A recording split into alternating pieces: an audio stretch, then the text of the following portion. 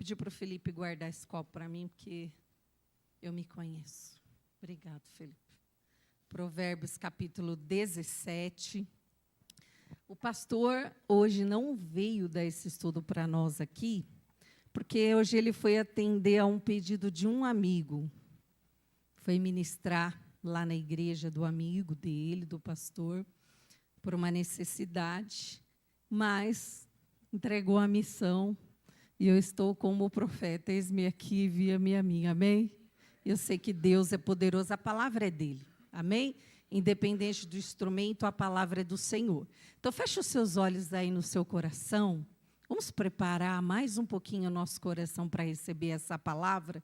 Os louvores já falaram conosco, a gente já teve um dia de trabalho, um dia em casa, tantas coisas acontecem, né, na nossa vida. Senhor, nós queremos te agradecer, Senhor, por esse momento aqui na sua casa, por chegarmos até aqui, por esse dia que o Senhor nos concedeu, pela vida, Pai. Te agradecemos, Senhor, por podermos termos acesso à sua palavra, acesso ao conhecimento da sua palavra, Deus. Pai, fala conosco em cada versículo, em cada texto, Deus, que essas palavras, Senhor, elas iluminem a nossa mente, clareiem o nosso coração, para todas as decisões que a gente venha tomar na nossa vida, Senhor. Que nós possamos ter sabedoria, que nós possamos tomá-la, Senhor, à luz da sua palavra. E assim como Davi disse, escondi a tua palavra no meu coração, para não pecar contra ti, Senhor. Essa é a razão pela qual, principal, nós precisamos conhecer a sua palavra, para viver a sua vontade, Senhor. Por isso, Deus, tudo aquilo que esteja em nossos corações, trazendo preocupação, trazendo ansiedade, trazendo, Senhor, tantos sentimentos que nos assola, nos alivia nessa noite. Nos traz da sua paz, do seu bálsamo, Senhor, para que a sua palavra ela possa nos curar, nos restaurar e nos direcionar em todo o propósito que o Senhor tem para cada um de nós, Pai. Fala conosco, usa as nossas vidas, Senhor, para a tua glória. A palavra é sua e o Senhor tem um propósito para cada palavra que o Senhor lança sobre nós. Amém. Queridos, livro de Provérbios é um livro maravilhoso, a gente já está no capítulo 17. Interessante a gente pensar que em vários versículos, desde o seu primeiro capítulo, a gente percebe quanto o Deus, ele inspira os escritores, né, principalmente Salomão, a repetir as mesmas coisas, não é?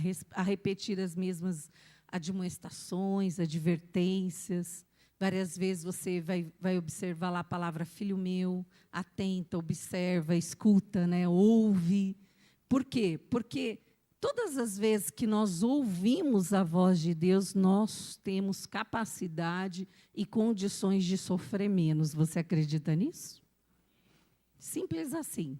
Existem coisas na nossa vida que a gente poderia sofrer muito menos se nós tivéssemos ouvido, ou lido, ou buscado o conhecimento de Deus. Mas a verdade é que hoje nós estamos aqui, então isso é um presente de Deus. Então, vamos lá, verso 1 diz que a tranquilidade ela é abençoada. Então, quantos de nós hoje conseguimos sermos tranquilos nesse mundo que nós vivemos, hein? O que não falta é estresse, não é? Botou o pé na rua, você que é motorista, Aguinaldo, é fácil nesse trânsito viver tranquilos, hein? Não é? Nem com maracujina, não é fácil. Mas a palavra está dizendo que a tranquilidade é abençoada. Então, vamos lá. Diz assim, melhor é um pedaço de pão seco com paz e tranquilidade do que uma casa onde há banquetes e muitas brigas. Olha que texto interessante. Às vezes nós somos tentados a olhar a vida do próximo, não é? A casa do próximo, as conquistas do próximo, o carro, os móveis, a estrutura, não é, física da casa de alguém. E os nossos olhos se iludir, acreditando que aquilo ali é maravilhoso, não é? É o exemplo de família bem-sucedida. E o texto está dizendo aqui que não adianta ter tudo isso, ter um grande banquete, ter uma casa, e dentro dela haver muitas brigas, não é? Você pode perceber, você já deve ter ouvido histórias aí de famílias abastadas que não têm paz porque brigam por causa do dinheiro. Os pais nem morreram, já estão querendo dividir os bens em vida, não é? Então, o texto vem nos alertar que, independente se a nossa casa é simples, se a nossa casa não tem tudo ainda que a gente sonha, mas se a nossa casa tem a paz de Deus, esse é o melhor lugar. Esse é o melhor lugar para estar. Esse é o melhor lugar para a nossa família estar.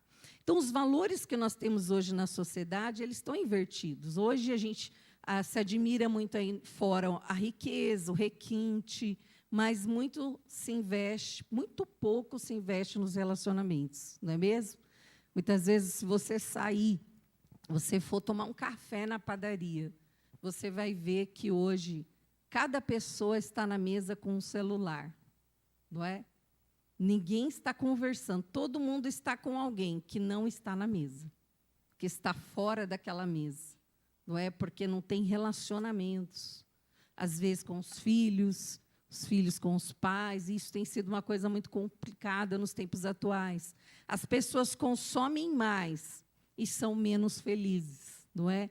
Tem-se tudo em casa, tem-se videogame, tem-se PlayStation, tem-se a melhor TV, tem tudo, mas não tem alegria de antes de ter essas coisas, não é? Que as crianças brincavam com os pais, tinha momento ali de stop, né? Quem na sua infância brincou de stop com os pais? Não é? Hoje os pais não têm tempo para fazer nenhum stop, quanto mais brincar de stop, não é? Literalmente assim falando. Então, a felicidade, o provérbio ela vem nos alertar que a felicidade ela não é um resultado de uma riqueza, de forma nenhuma. Não é quanto mais coisas a gente alcançar, mais coisas a gente vai poder dar para os nossos filhos, mais felizes nós seremos, não. O provérbio vem nos alertar que é a paz de espírito que é a nossa maior riqueza. E essa paz vem de onde? Do Senhor. A palavra de Deus vem falar em outro texto que a paz do Senhor excede o quê? Todo entendimento. Que a gente pode estar passando pelo vale e alguém perguntar para nós, como você consegue manter essa paz? Você vai dizer, porque essa paz vem de Deus. Então, não há valor em mesas fartas se há alma angustiada. Então, de nada adianta ter tudo e não termos relacionamento, e não termos felicidade, não temos paz no lar, não é? Muitas vezes é tão ruim você receber, eu já tive essa experiência, receber pessoas na minha casa, e você prepara um jantar, você prepara uma mesa, eu gosto de montar uma mesa, e a pessoa não está ali com você. Você está falando com ela, está no celular, ela não escutou um terço do que você falou. Você gastou um dia ali para recebê-la, com amor e carinho, mas ela marcou com você, mas ela não está com você, não é? A gente começa a construir relacionamentos vazios, sem alma, né? Sem presença. Então, como Deus é poderoso, quantos anos atrás Provérbios foi inspirado para nos alertar de algo tão atual, não é mesmo? A Bíblia não é atual? Verso 2, vem nos alertar que melhor ser sábio do que ser insensato. E a insensatez, a gente vai ver que ela está aí solta pelas ruas todos os dias, não é? Verso 2 diz assim, o servo sábio dominará sobre o filho de conduta vergonhosa e participará da herança como um dos irmãos. Olha que interessante. O filho, quando ele é sábio, ele está falando aqui de filhos gerados mesmo dentro de uma família. A insensatez de alguns filhos vão lhes condenar. Por quê? Porque eles vão perder aquilo que é a herança deles por direito. Eles vão perder, por exemplo, quantos filhos, não preciso de você, eu não quero mais saber de você, do pai e da mãe, vão embora. E aí os pais, muitas vezes, pegam os seus bens, as suas heranças e dão para os servos.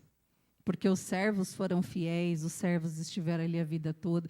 Quantas vezes a gente escuta aí, né, nas mídias sociais, os ricos que deixaram herança para os mordomos, para os servos, porque os filhos, muitas vezes, não foram sensatos. E a Bíblia vem dizer isso, que a insensatez de alguns filhos vão lhe condenar. Então, o filho que causa vergonha a seus pais, ele vai ficar envergonhado. E a casa vai ser governada pelos servos da casa. Você vê que as pessoas que não têm vínculo sanguíneo vão ter um direito maior do que o próprio filho, quando ele age com a insensatez. Então, nós, como filhos, precisamos prestar atenção naquilo que nós estamos semeando, não é? Naquilo que nós estamos fazendo. Porque quando o Senhor está falando isso, Ele não está dizendo, o seu pai vai fazer isso, Ele está dizendo, eu mesmo vou agir dessa maneira, que é diferente, não é? Então, a herança, você já parou para pensar na herança das mãos de filho insensato? Quando ele recebe uma herança dos pais, tem valor o que o pai e a mãe construiu? Geralmente perde-se assim em meses, não é? Patrimônios, indústrias, comércios, empresas, que muitas vezes os filhos não sabem o valor, perde-se em questão de meses, né? Até achei interessante uma empresa aqui de São José, na área de ótica, que o senhor, um japonês, não vou citar o nome, ele é antigo aqui, não é? Ele tinha muitas óticas em São José, e quando na divisão dos bens, ele dividiu para os 2 filhos. Se você vai no shopping hoje, você vê com o mesmo desenho, com o mesmo layout, mas com nomes diferentes. 2 nomes diferentes. Aí eu fiquei pensando, por que será que ele não deixou os filhos usarem o nome dele? Porque pode ser que ele sabe os filhos que tem, não sei. Ou pode ser que ele não quisesse que os filhos manchassem o nome que ele construiu. Não é? Ele precisava dividir os bens. Então, para a gente prestar atenção, que se a gente for insensato, a gente pode receber uma herança de 1 milhão, de 2 milhões, mas isso vai ser para nós sem valor, porque a insensatez vai nos levar a botar isso a perder, porque a gente não sabe o valor disso. Então, o servo prudente tem a vida pautada em honestidade, daí o Senhor de dizer que vai ser justo ele ocupar essa posição de honra, porque a palavra de Deus sempre vai nos trazer que a honestidade sempre vai ter uma consequência, que é a honra, amém? A honra da parte do Senhor. Verso 3, vamos lá comigo. Está dizendo aqui que o Senhor prova os corações.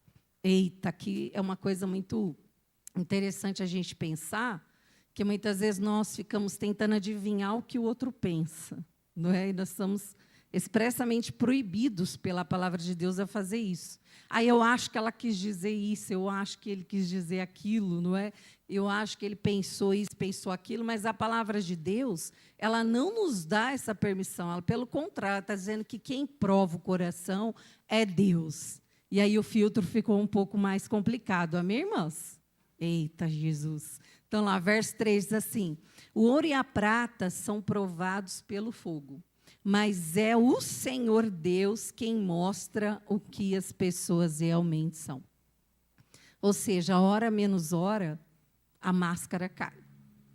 Não tem como. A gente não consegue esconder quem a gente é por muito tempo. Principalmente na casa do Senhor. Lá no Salmo tem um versículo que diz assim, que os injustos não prevalecerão na congregação dos justos, né? Que é a casa do Senhor. Então, em outras versões, a gente vai ver esse versículo dizendo que o crisol é para a prata e o forno é para o ouro, mas o Senhor prova o coração. Eu não sei se é essa tradução que está aí na sua Bíblia, mas o que é o crisol? O crisol, irmãos, é um recipiente que ele é utilizado para experiências químicas. Acho que você já deve ter visto, né, aquelas experiências do Einstein, né?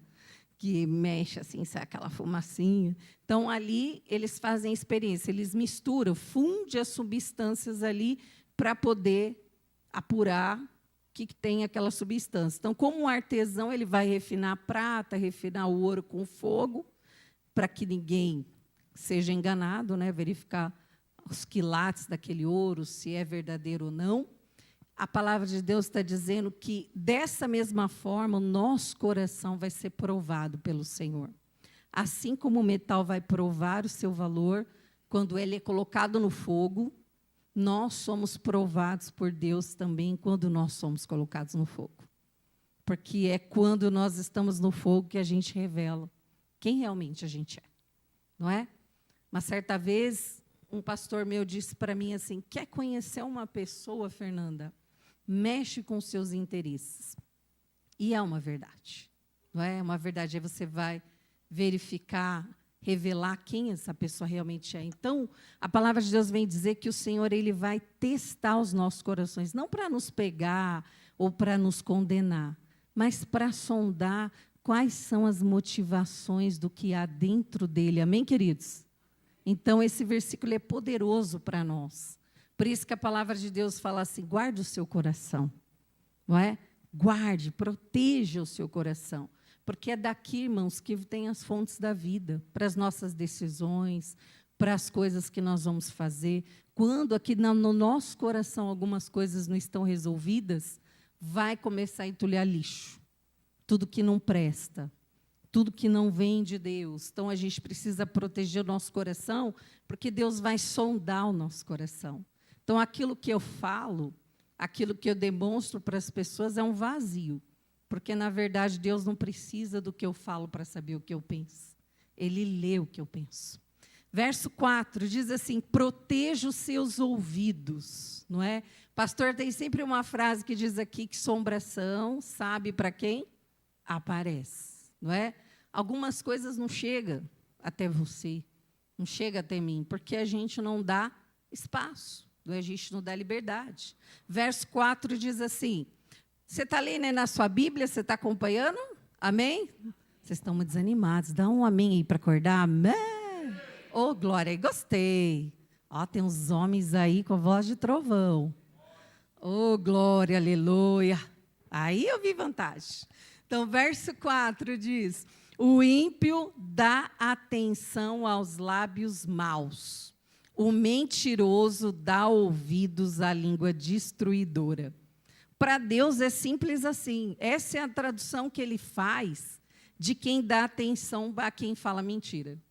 Ele nos vê como alguém mentiroso. Ele diz o seguinte no seu texto aqui, se eu estou dando atenção, eu sou igual. Eu me igualo nesse momento. Então, está dizendo que mentirosos, eles gostam de mentiras porque eles são pessoas más.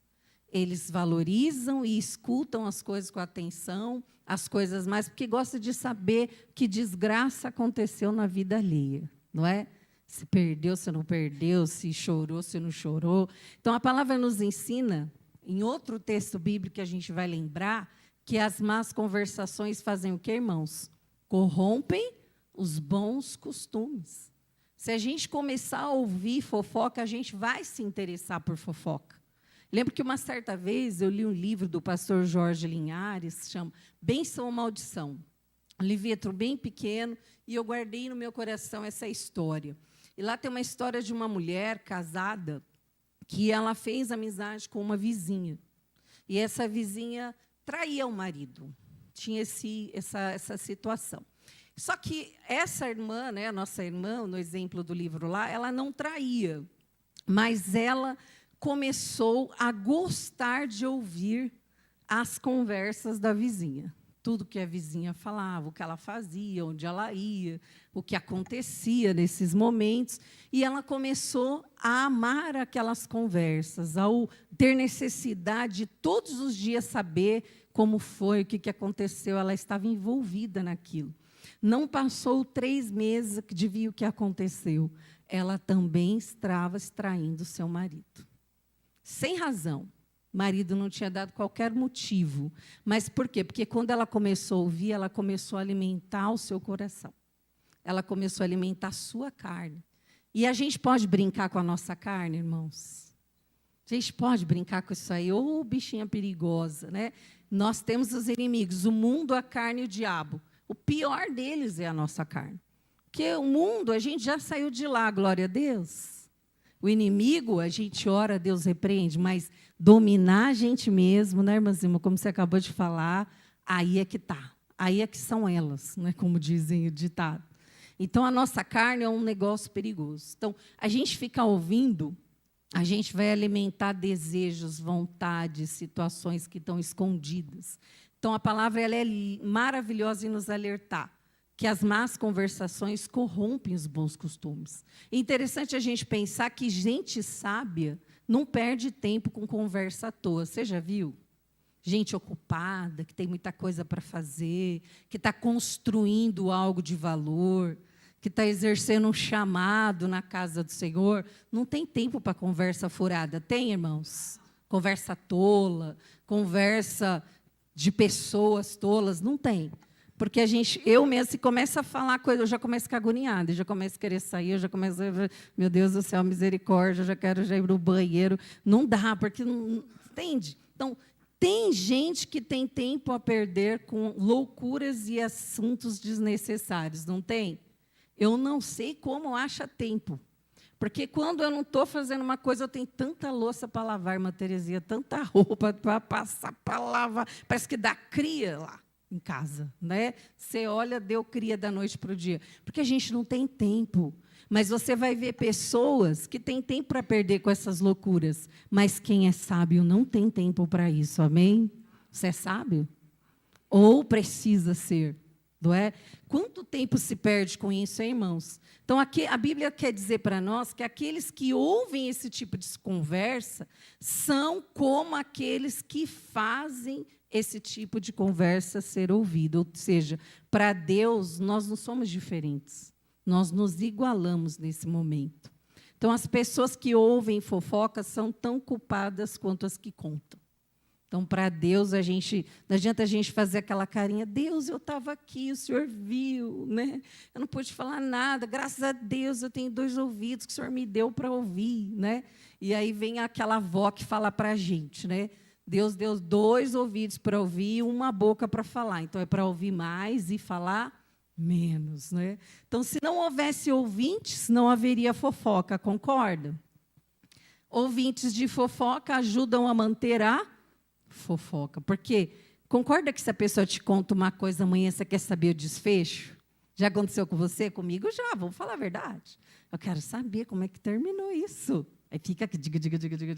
Até a gente ver uma cajadada do céu e nós acorda. Vigia na terra, mulher de Deus. É assim, se a gente não se vigiar, a gente vive de fofoca. Vamos dar um exemplo. Se você ligar a televisão no período da tarde, quais são os programas que estão sendo exibidos? De fofoca.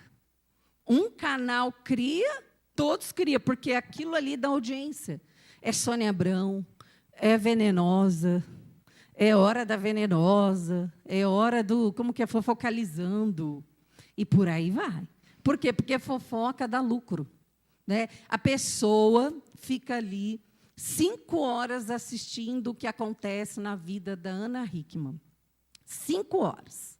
5 horas da vida dela passou, aí depois ela vai dizer, eu não tenho tempo para estudar.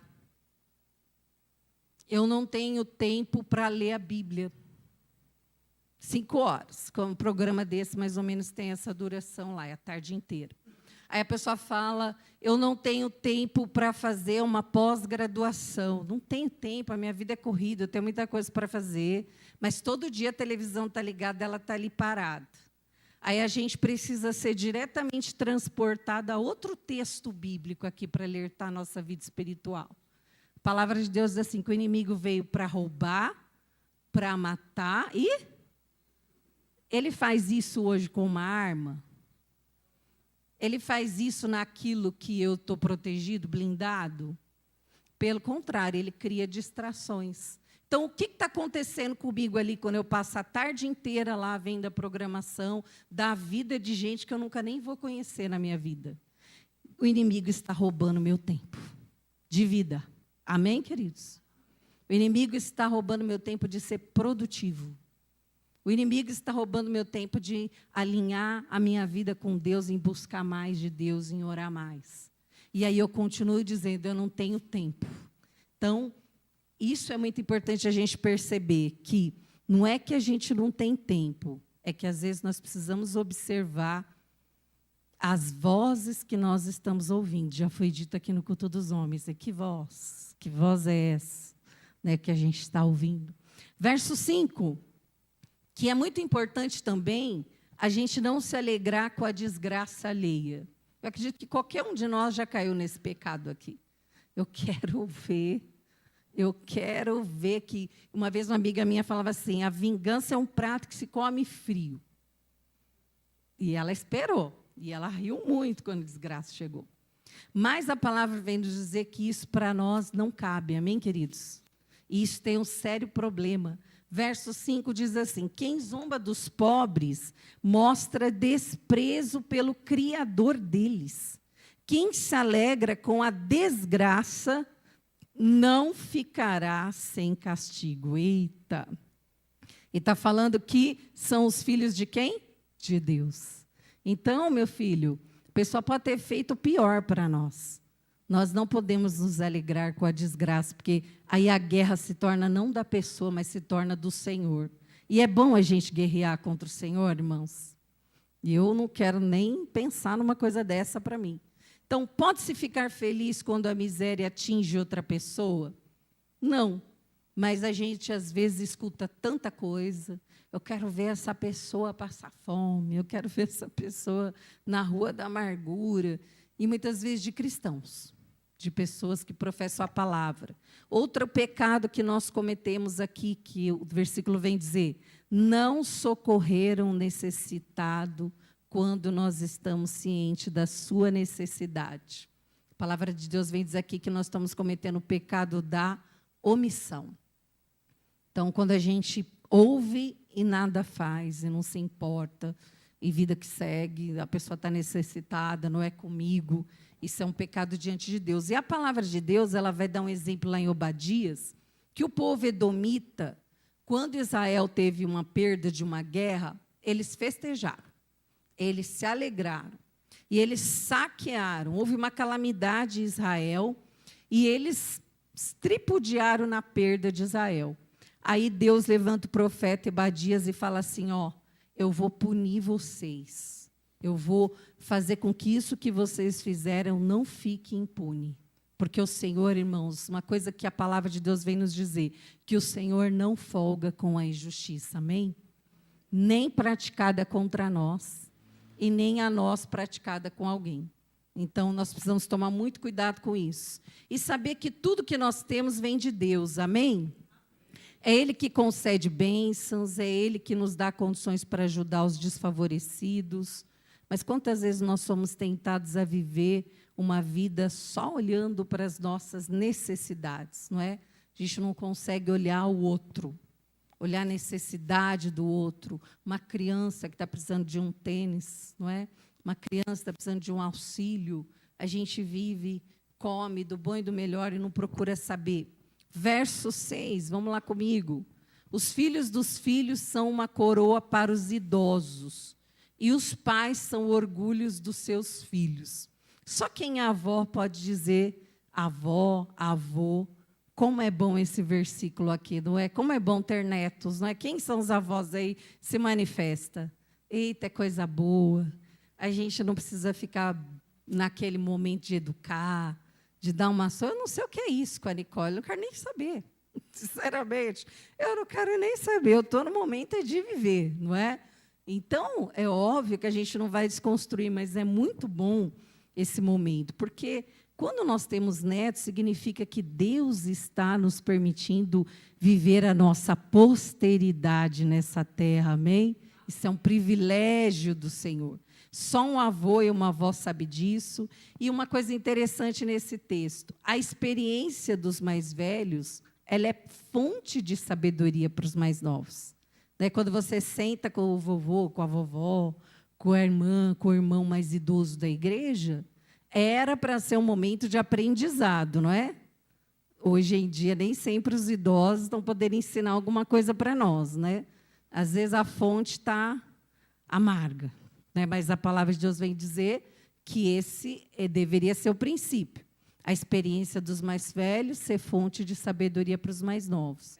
E, da mesma forma, não adianta os mais novos ter vitalidade, serem jovens e não ter sabedoria. Porque, se não tiver sabedoria, também não chega à velhice, amém? Então, até para a gente chegar à velhice, a gente precisa de sabedoria. Não é assim? Não é? Quando eu era pequena, meu pai falava assim: não arruma briga na escola, que sempre vai ter alguém mais ousado que você. Ele falava. Aí minha mãe vinha e completava, né? No cemitério está cheio de pessoas, né? Como é que é aquele texto que diz? O cemitério está cheio de pessoas briguentas, não é? De pessoas que são... Oi? Valentes, exatamente, professora sabe aí. Cheio de valentes, e não é uma verdade? E o texto vem nos alertar aqui. Às vezes a gente começa a entrar em guerras que a gente não pode parar elas. Então a gente precisa observar isso. Então, as duas gerações devem se respeitar. Tanto os mais velhos entenderem a vitalidade, a força dos mais jovens, a impetuosidade, não é? E os mais jovens entenderem, buscar essa sabedoria nos mais velhos, porque a continuação da vida é essa. Os mais jovens vão dar continuidade à nossa geração, amém? Então, se nós não nos comunicarmos, vai haver uma ruptura de geração. Então, a gente precisa ter essa sabedoria. Então, a gente precisa ter coerência. Verso 7 diz assim: os lábios arrogantes não ficam bem ao insensato, muito menos os lábios mentirosos ao governante. Meu Deus, quem dirá o Brasil, né? Né? Meu Deus, meu Pai, nós estamos bem. Os lábios mentirosos ao governante. Então, nossas palavras, né, mudando de assunto, elas são um constante reflexo da nossa vida. Não é? Às vezes a gente fala, não, eu sou muito sábia. A pessoa fala para mim, nossa, Fernanda, eu sou uma mulher de oração, não mexa comigo, que eu sou uma mulher de oração. E aí, quando você continua a conversa, você ouve tanta coisa que você fica assim, né? Não bate. Não é? Porque quando a gente é de oração, no mínimo, a gente renuncia a quem a gente é. A gente é quebrantado. Não é? Então, está dizendo aqui, não existe soberba em quem é de oração. Não é? Não existe arrogância em quem é de oração. Não existe preferencialismo em quem é de oração. Porque a pessoa entende o valor de uma alma. Amém, queridos? Né? Uma certa vez, o pastor Cris Duran disse assim, você está disposto a dar a sua vida por uma alma? Quanto o Senhor pagou por uma alma? Uma vez eu estava lá na apresentação dele, ele disse isso, eu falei, a gente não faz nada por uma alma. A gente não tem paciência de carregar uma alma. Não é? Então, a vida exige de nós coerência, irmãos. Nossos valores vão determinar o nosso comportamento. Não é o contrário. Às vezes eu estou dizendo que eu sou cristã, que eu creio na palavra, que eu sirvo ao Senhor, que os princípios do Senhor na minha vida são tudo, mas o meu comportamento é só de reclamação, só de murmuração, não é? Só de mentiras. Você já viu que existem pessoas que resolvem tudo na vida com mentira? Ela encontra uma pessoa na rua, ela fala, a pessoa fala, eu vou lá na sua casa. Ela fala, ao invés dela ser honesta, sincera e dizer, não, eu não vou estar em casa. Ela fala outra coisa. Ela fala, não, nesse dia eu vou estar lá na minha faculdade. Não era mais simples falar a verdade, mas resolve um problema porque isso vai falar de incoerência. Vai falar de valores distorcidos. Porque quando nós temos os valores certos na nossa vida, eles vão determinar o nosso comportamento, amém? Então, qual é o problema de eu falar a verdade? Sou obrigada a receber alguém em casa? Não. Mas é o que tem de valores regendo a minha vida. Deu para entender, irmãos? Amém? Então, algumas pessoas se tornam escândalo quando elas se contraditam com comportamentos e a fé. O que a gente ouve aí no mundão? Se for para ser crente assim, o que as pessoas falam? Prefiro não ser. Né? Se for para ser crente, o dia que eu for crente, eu não quero ser como a Fernanda. Eu quero ser uma pessoa séria. Quero ser uma pessoa honesta. Por quê? Porque a referência que ela teve foi uma referência que era incoerente com a fé que professava. Então, algumas pessoas se tornam escândalo, por quê? Porque os comportamentos são contradizentes com a suposta fé. Amém? A nossa vida, o áudio precisa bater com o vídeo. Eu preciso viver o que eu prego. E o que eu acredito, isso é para mim. Então, pessoas sensatas vivem da mesma maneira que falam, amém? Lá na fala dos homens é palavra de homem não faz curva, né? Linha reta. Então, quem fala uma coisa e vive outra, a palavra de Deus nos trata como hipócrita. É quando a gente não gosta de ouvir que a gente é hipócrita, né? A gente acha que é as pessoas mais pecadoras que tem por aí. Mas, às vezes, nós somos cínicos, sim. Não é? Vamos ser sinceros. Às vezes, a gente é meio hipócrita. A gente gosta muito de apontar as pessoas, falar das pessoas, mas não olha, às vezes, a gente. Um líder contraditório e mentiroso é uma maldição para o povo que lidera.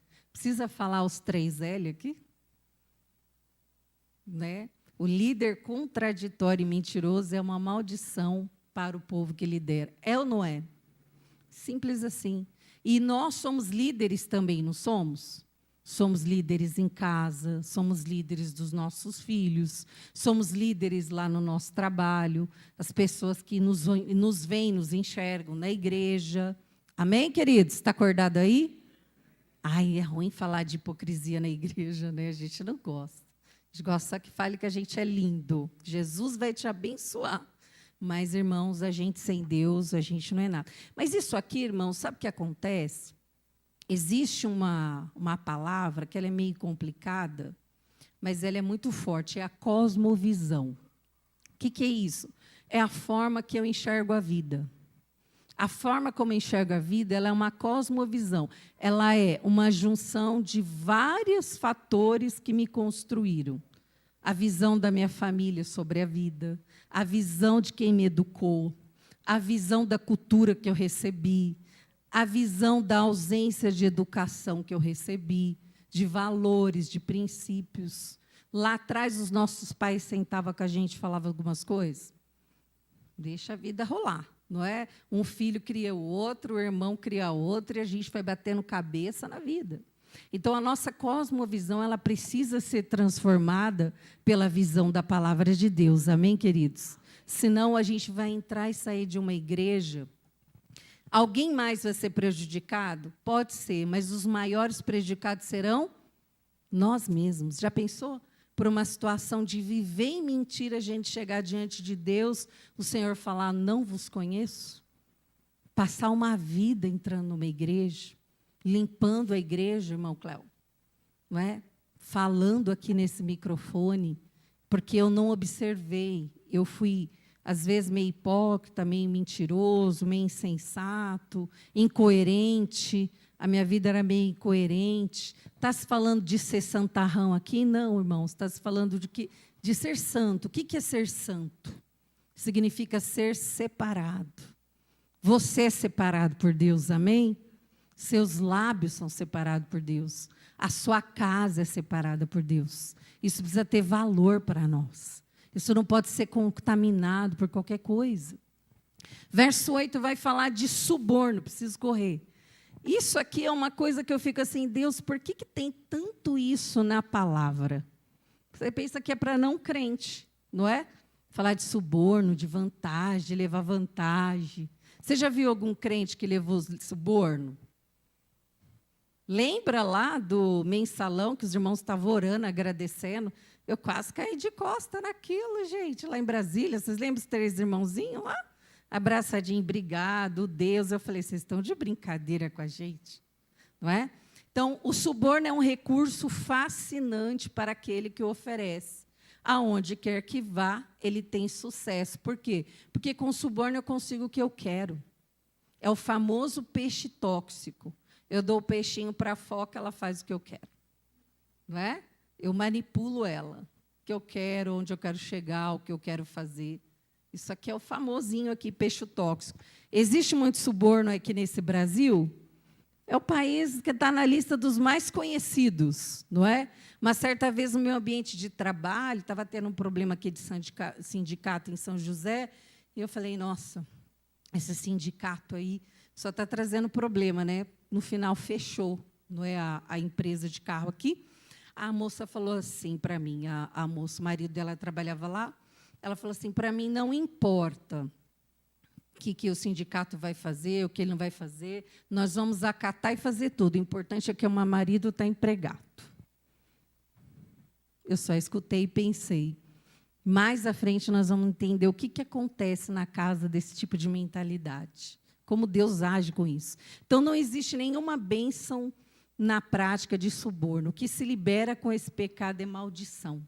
Né? Isso não é bênção para a nossa vida. Então, o dia do julgamento sempre vai chegar. Quando a hora chega, essas pessoas são desmascaradas e humilhadas. Vocês lembram quantas pessoas eram tiradas dos seus grandes apartamentos luxuosos, né? Passando vergonha, esposa, marido preso. Foi feio o negócio, não é? E Deus me livre. Eu prefiro comer arroz, feijão e ovo, salada e viver em paz, irmãos, não é? É muito melhor você dormir em paz. Verso 9, olha só que o provérbio ele muda muito de assunto de um versículo para o outro, né? Está falando de suborno, agora vai falar de relacionamento. Você fala assim, o que tem a ver, né? Eu acredito que na hora que ele estava sendo esperado, Deus ia lembrando ele, ó, marca isso aí que é importante. Então, verso 9, aquele que cobre uma ofensa promove amor, mas aquele que a lança em rosto separa bons amigos. Meu Deus, não existe nada pior, irmãos, do que você errar, que você já está chateado, você já está magoado, você já está ferido, você já está com raiva de si mesmo. Aí você conta para alguém, esse alguém sai espalhando aí para a torcida do Corinthians. Nada contra o Corinthians, tá? Apesar de eu ser palmeirense, né? Mas não é a torcida Corinthians que leva as famas, né? Então, não é, você não acha que a segunda ação é pior do que a primeira? Você fica muito mais abatido porque a sua vida foi jogada no ventilador para o mundo do que do seu próprio erro. Então, a segunda situação se torna mais, aflige mais uma pessoa do que a primeira. Então, a palavra de Deus está dizendo que aquele que cobre uma ofensa, não é para você alisar o pecado do seu irmão, não é para você concordar com o pecado do seu irmão, mas está dizendo, não fica falando por aí. Não fica denegrindo a imagem do seu irmão, porque você vai separar bons amigos, não é assim? Quem já perdeu amigo por causa disso aqui? Acho que todos nós. Quando você vê a sua vida está lá, no lugar que você nunca foi, mas sua vida está lá. Né? Então, o intuito deste versículo é falar do relacionamento entre amigos e dos problemas que podem destruir uma amizade. Você confia novamente numa pessoa assim? É difícil de confiar, não é? Está aí a minha dificuldade, irmãos. Não mexa com confiança comigo. Você vai mexer na minha dificuldade. Você vai mexer, porque eu vou precisar, ir lá na Babilônia, em Jerusalém, lá em Roma, e na Grécia, para voltar a confiar em você. Então, a amizade pensa o melhor dos outros e ignora as ofensas, porque nós erramos, amém, irmãos? Quem de nós aqui pode dizer que é perfeito? Que não erra, que não falha? A diferença é que tem algumas pessoas que são mais sinceras, elas erram e elas não escondem. Mas muitas vezes nós somos os pecados intocáveis.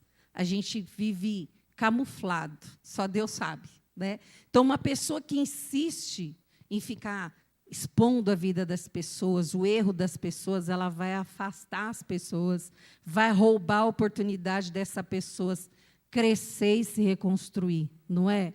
Dá para a gente viver um ambiente de acusação, irmãos? Dá? Você se sentiria bem no ambiente de acusação? Às vezes a gente só entende esse lugar quando a gente está nele. Às vezes, vamos dar um exemplo, a gente quer que o nosso filho, nosso filho errou, pecou. Vamos dar um exemplo aqui que ano passado era muito taxado, muito mais do que hoje. Uma menina quando engravidava na igreja. Como que era isso, hein, irmãos? Os irmãos nem paz o Senhor dava mais para a pessoa, porque ela é uma pecadora. Só faltava falar Jezabel. Aí acontece lá em casa. Aí eu começo a falar, eu não vou mais na igreja, porque os irmãos não falam com a minha filha. Porque os irmãos acusam a minha filha. Por quê?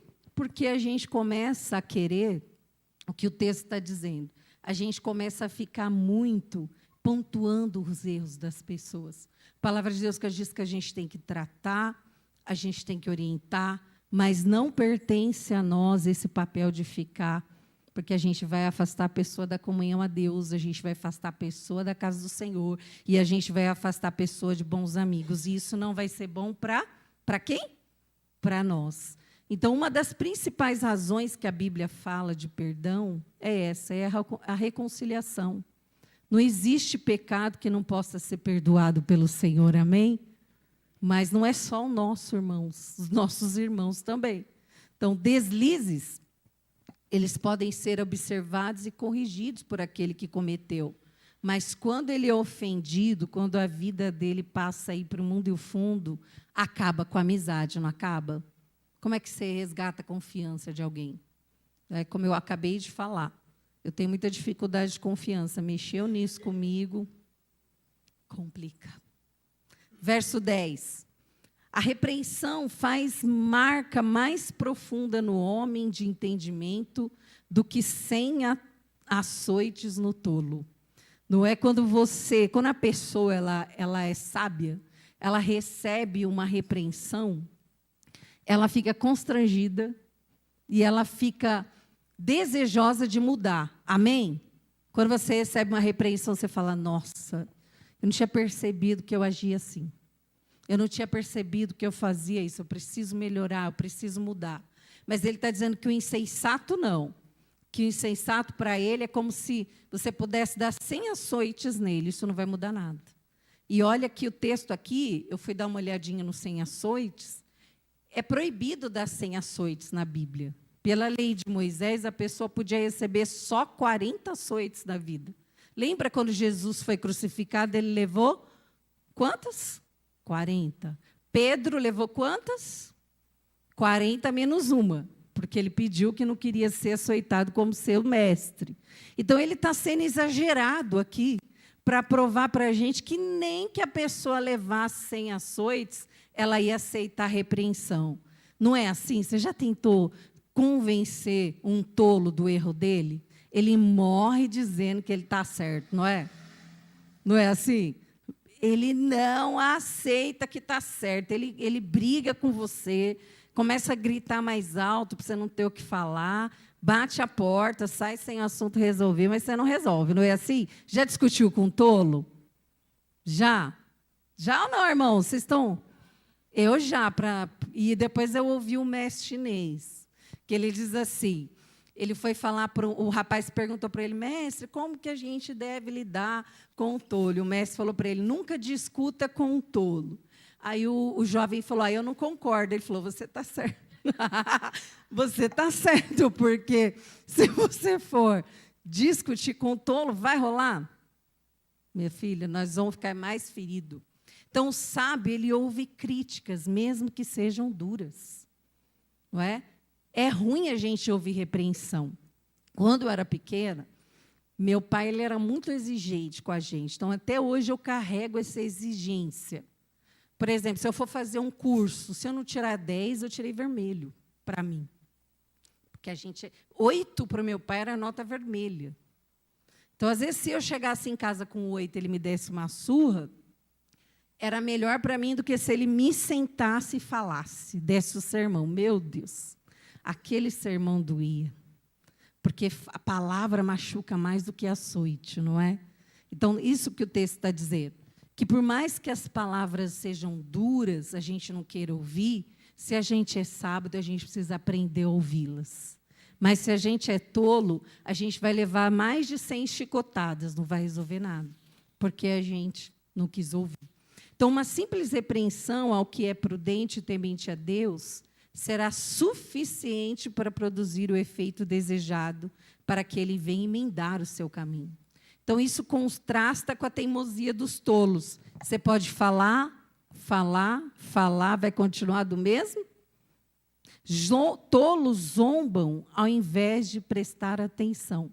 Você já tentou chamar a atenção de um tolo nas suas costas, ele fica zombando, mandando mensagem para os irmãos da igreja, zombando de você, falando coisas, falando de um irmão, falando de outro. Isso é tolo. Tolos zombam.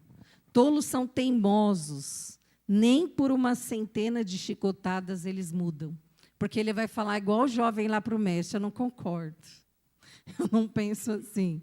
Eu não entendo assim, não é? E Deus continua a vida, amém, queridos? Deus continua. Amém, queridos, até aqui? Verso 11, vamos lá comigo. O homem mau só pende para a rebeldia. Por isso, um oficial impiedoso será enviado contra ele. Misericórdia, amém? Olha só, o homem mau, ele pende para a rebeldia. E, às vezes, a gente fica alisando rebelde. Já parou para pensar nisso? Pessoas más, elas nunca vão contar o lado da história delas. Elas só vão contar o lado que elas são vítimas. Não é? Elas são coitadinhas. Então, a gente tem que prestar bastante atenção nas coisas que a gente ouve, nos partidos que a gente toma na vida, porque a gente pode estar entrando no caminho do mal, que é o rebelde, que ele busca somente viver praticando o mal. Uma certa vez, a gente teve uma conferência aqui que falava sobre o ódio, e foi interessante naquele culto falar que quem odeia nunca odeia sozinho. Ele quer fazer você odiar também. Ele quer fazer eu odiar também. Ele quer fazer com que todo mundo ache que a outra pessoa é má, errada, injusta, porque esse é o desejo do mal. Então, sem dúvida, há de receber um mensageiro cruel que será contra ele e não a seu favor. E quem é esse mensageiro cruel que o texto está dizendo aí? É o mensageiro da parte do Senhor. Misericórdia, hein, irmãos? Diz assim, eu não quero receber essa visita na minha casa. Quem quer receber essa visita aqui? Deus o livre e guarde, não é? Receber a visita do mensageiro cruel, bater lá. Já vi aqueles desenhos da nossa infância, né, Felipe? Misericórdia, bater naquela coisa na nossa porta. Por quê? Porque é sério, o Senhor lança sobre os rebeldes o furor da sua ira. Então, para que a gente não receba essa visita indesejada na nossa casa, a gente precisa ter uma ação, que é não andar com os maus e rebeldes, amém? É fácil? É fácil, não é? Porque hoje a gente tem o hábito de achar que todo mundo é coitadinho. Todo mundo é anjo, todo mundo é vítima, todo mundo é injustiçado, a gente tem que olhar só por amor, né? Então, a gente precisa tomar muito cuidado com isso aqui. Né? A palavra já vem nos ensinando desde o primeiro versículo. É pelo fruto que se conhece a... Está agindo com rebeldia, é uma árvore do bem? Pergunta para a gente pensar. É ou não é, irmãos? Simples assim. Então, verso 12. Melhor é encontrar com uma ursa da qual roubar os seus filhotes do que encontrar com um tolo em sua insensatez. Misericórdia. Para pensar na cena. Vai lá. Encontrar com a ursinha lá na... Eu lembro que uma vez, um fato, né, fatídico, né, que aconteceu, a gente ficou chocado. O irmão da igreja de Arujá, ele era muito rico. Ele era milionário, ele tinha muitos helicópteros, ele era um empresário muito bem conceituado em São Paulo. E, uma certa vez, ele saiu com o seu helicóptero, e o helicóptero dele caiu na mata, ali pelas mediações do Alto Tietê. Demorou muito para a polícia encontrar. Aqui não tem, né, no Brasil, ursos. Mas, quando a polícia encontrou nosso irmão, ele estava abraçado numa árvore e as costas dele toda estava comida. Felizmente, ele morreu dessa maneira. Um grande animal veio e comeu ele pelas costas. Foi traumatizante para a igreja, foi uma coisa terrível. Então, quando eu estava lendo isso, eu fiquei imaginando uma cena como essa. Você pegar um bebê de uma ursa e tentar fugir. O que te acontece? É no mínimo isso, não é? Para a gente ter uma ideia de quanto é perigoso a gente ir contra um animal, não é? Nesse porte, lá no meio da selva. Então, ele está fazendo essa reflexão que é melhor a gente encontrar com um animal desses, irmã Terezinha, do que a gente tentar lidar com a insensatez de um tolo. Você já viu um tolo nervoso, quando ele acha que ele foi injustiçado para você? Só no seu celular chega a 100 mensagens, em questão de 10 minutos. Né? Você dorme, desliga o bendito do celular, quando você levanta de manhã tem 100 mensagens no seu WhatsApp, porque é aquilo que está falando, é o entolo na sua insensatez. A palavra está dizendo, nada nas florestas se equipara à fúria de uma mãe ursa que foi separada dos seus filhotes.